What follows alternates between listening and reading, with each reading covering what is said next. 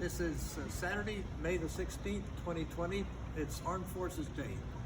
This is the day that we pay tribute and honor our active duty military personnel, men and women worldwide, who are helping us preserve our freedoms that we've enjoyed for so many years. So on this day, it happens that the first Armed Forces Day was in 1950. And it happened to be just about a month before the North Koreans invaded South Korea to start the Korean War. So you can remember that on the Armed Forces Day, started in 1950. So now I'd like to talk and tell you a little bit about Memorial Day.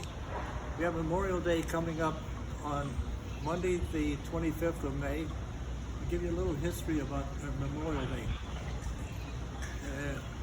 The Civil War ended in 1865, and 3 years later, I think it was around May the 5th of 1868, some of the members of the Grand Army of the Republic, Union veterans, put flowers on the graves of the deceased Civil War veterans, Union soldiers up in upstate New York. I forgot the name of the town right now, I'll get it.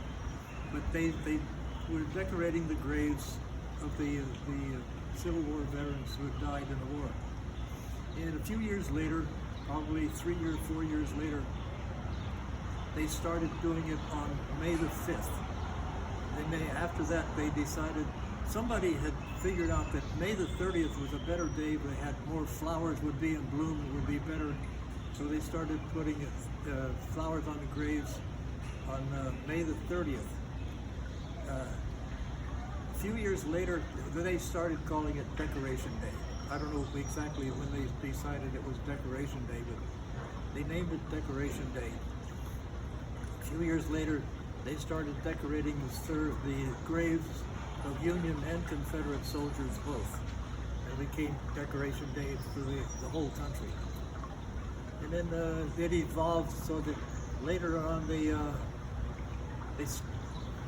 after World War I, they started with the poppies. Something about the poppy fields of Flanders or something like that, I'm not sure. But they started wearing poppies after World War I, which was around 1920, 21 when they started that. And then later on it evolved into just a regular Decoration Day.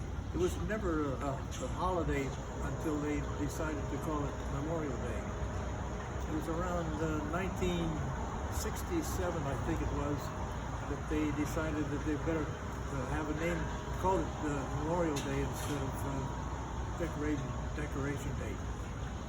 And in 1971 is when they declared Memorial Day a federal holiday. That's when the banks were closed and the federal employees would get a day off from work. So, and now we honor all of it.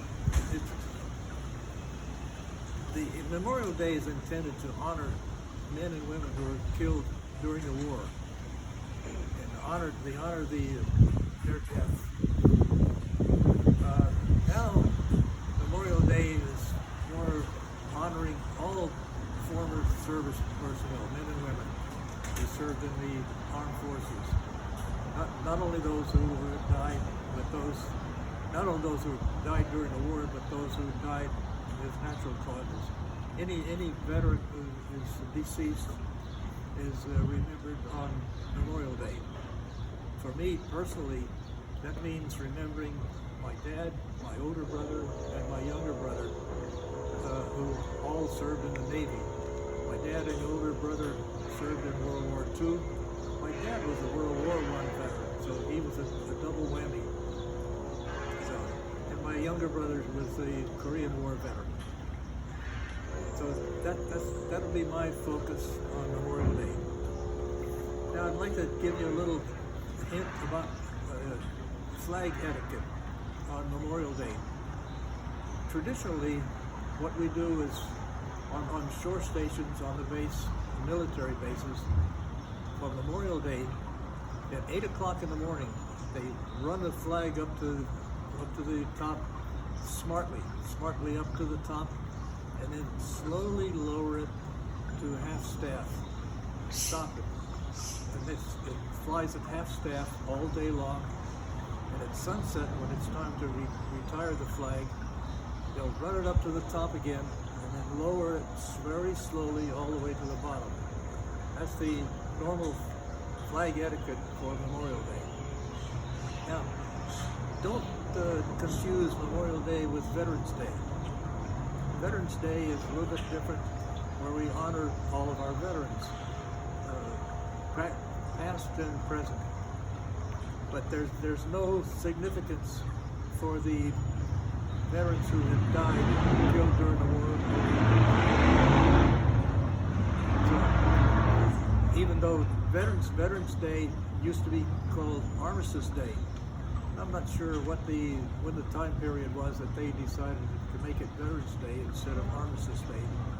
But traditionally, the armistice in World War I was on the 11th day of the 11th month, 11th hour. So it was 11 a.m. on November the 11th, 1918. And traditionally, what we would celebrate on Armistice Day would be at 11 minutes after 11 o'clock in the morning. We would stop, pause, and have a moment of remembrance of the end of World War I. So that gives you a little bit of history with Decoration Day, Memorial Day, and Veterans Day, Armed Forces Day. So I hope that can give you a little bit of information that you can dwell on a little bit, especially on Monday the 25th, when we remember all of our former Armed Forces personnel who have died. Thank you so much.